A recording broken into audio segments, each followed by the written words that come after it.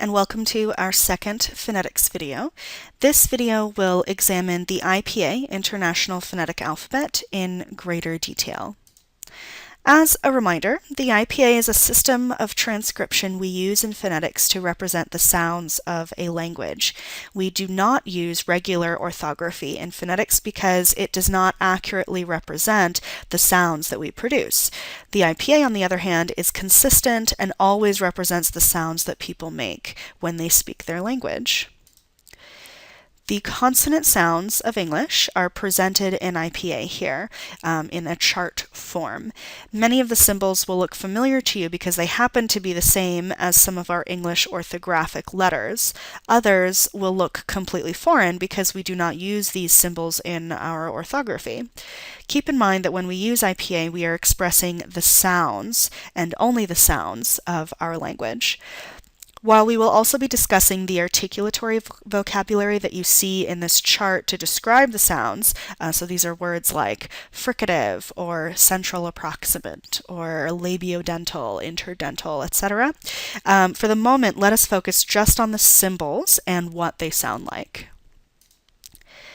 As you may notice on this slide, all IPA symbols are presented inside of square brackets, whereas the example orthography is presented in double quotations.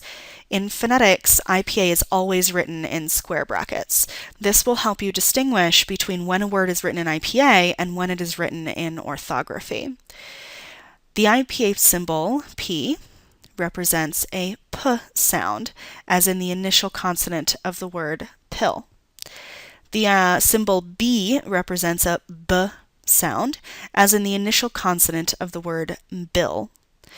The symbol M represents a M sound, as in the word mill. The symbol W represents a W sound, as in the word will. The symbol T represents a T sound, as in till. The symbol D represents a D sound, as in dill. The symbol N represents a N sound, as in nil. The symbol K represents a K sound, as in kill. The symbol G represents a G sound, as in gill. Keep in mind here the IPA G will always be a hard G, never a soft one. That is a different sound and has a different symbol. So the symbol G in IPA is only ever a G sound. So far, these symbols are pretty straightforward for English writers as they correspond closely with the sounds that these symbols most often represent in English orthography. The F, V, S, Z, H, L, and R symbols are similar. Basically, they represent the sounds you think they do, as in the words feel, veal, seal, zeal, heel, leaf, and reef. One note regarding the R that you may sometimes see the English R sound corresponding to an upside down R symbol in other IPA transcriptions like this, where this upside down R is the English R as in reef.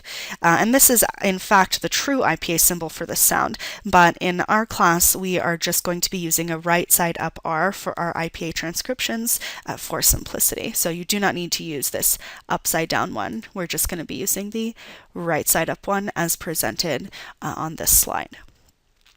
So the remaining IPA symbols that we're going to look at for the English consonants do not correspond to already familiar English orthographic letters, though they represent sounds that we do use in English. So the symbol referred to as theta, the first one, represents a th sound, as in the initial consonant of the word thigh. The symbol referred to as eth, which is the second symbol, represents a th sound, as in the initial consonant of the word thy. Notice that although these sounds are spelled the same in English orthography, they are transcribed using two different symbols in IPA because they sound different. The symbol referred to as esh here represents a sh sound, as in the initial consonant of the word shill. The symbol that looks like a Z with a tail, I refer to it as edge here. has a zh sound, as in the middle consonant of the word measure. The symbol that looks like a combination of a T and an esh, the one here, represents a ch sound, as in the initial consonant of the word chill. If you produce this word very slowly, you may notice that you do in fact move through the sounds t and sh when you produce this initial consonant. Chill. Try it.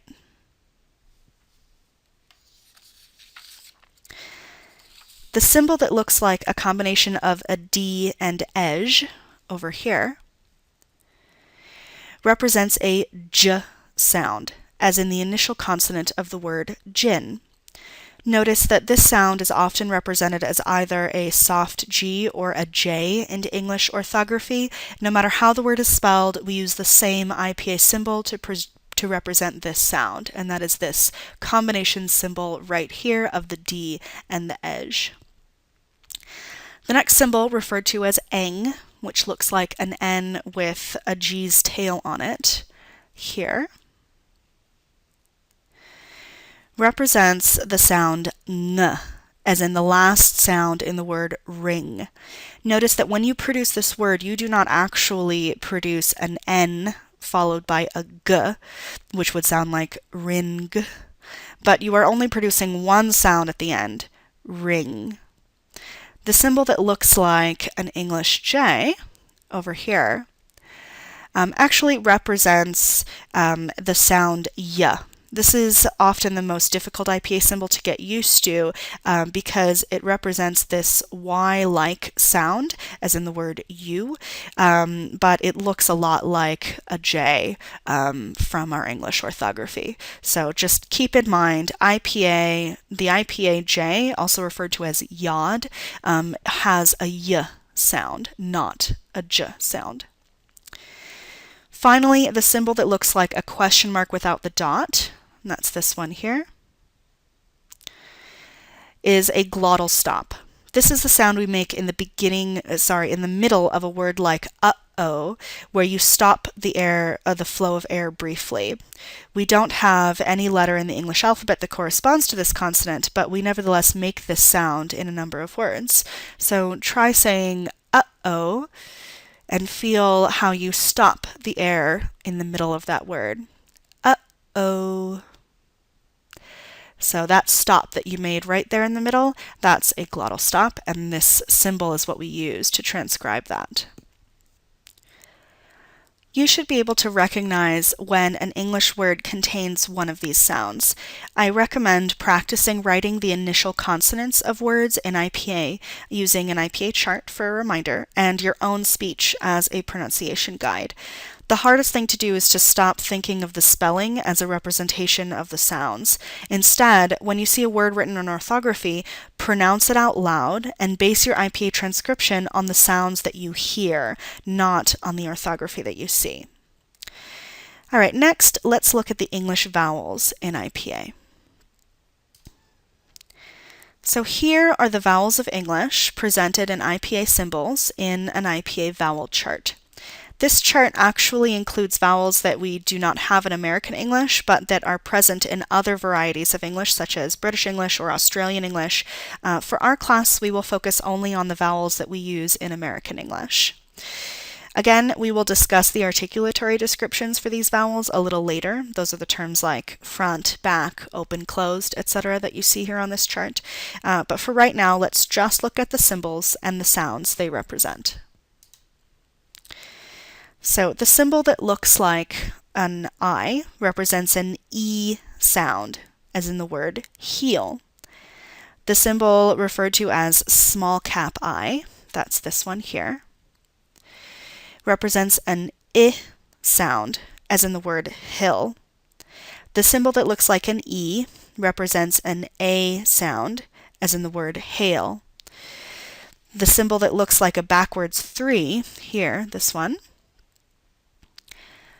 represents an sound, as in the word hell. The symbol referred to as ash and looks like an A and an E smushed together, that's this guy over here. That symbol represents an ah sound, as in the proper name Hal. The symbol referred to as script A, that's this one over here, represents an ah sound, as in the word hall. The symbol that looks like an upside down V represents an sound, as in the word hull. The symbol O represents an O sound, as in the word whole. The symbol referred to as horseshoe, that's this one over here, represents an sound, as in the word hood. And finally, the symbol U represents an oo sound, as in the word hood. So these are the main vowels of English, but a few more notes are warranted on some additional symbols and transcriptions. So the backwards C symbol, that's this one down here, is often used in English vowel charts, but for many speakers of Western American English, myself included, actually, this vowel does not exist in our dialect. If you distinguish between the words caught as in the past tense of catch and caught as in a bed, then the vowel you use for the first word would be transcribed with the backwards C. And this would be produced something like caught. I can't do it very well because it's not in my dialect of English, but ask any speaker from the East Coast and they definitely use this vowel in this word as well as words like coffee. So test it out, try these two words and see if you make a distinction. For us Western American speakers, we really only use this sound when we produce a diphthong, that is, two vowel sounds together, like in the word coil. Then we use the backward C and the small cap I together to transcribe this oi sound. So this is oi, as in coil. Other diphthongs in English, like the I of kite over here, or the ow of cowl, are transcribed using a print A and the small cap I or the horseshoe, depending on the vowel. So these diphthongs are really the only time most English speakers use the print A vowel. For words that have an ah sound, you should use the script A for transcription. That's this one up here, ah. Okay. The last vowel is called a schwa and looks like an upside down E. That's this one here.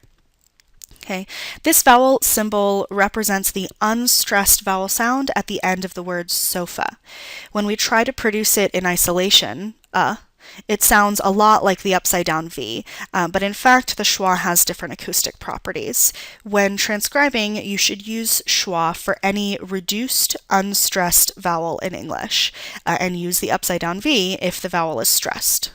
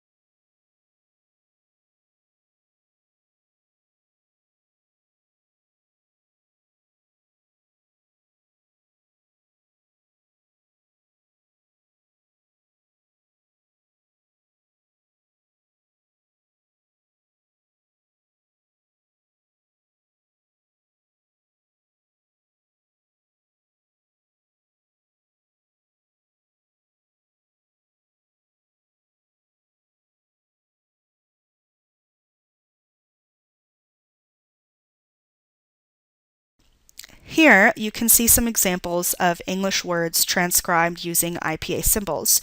Notice how the symbols represent only the actual sounds you produce, while the orthography is really inconsistent from word to word, and sometimes the letters represent one sound, sometimes they represent another sound.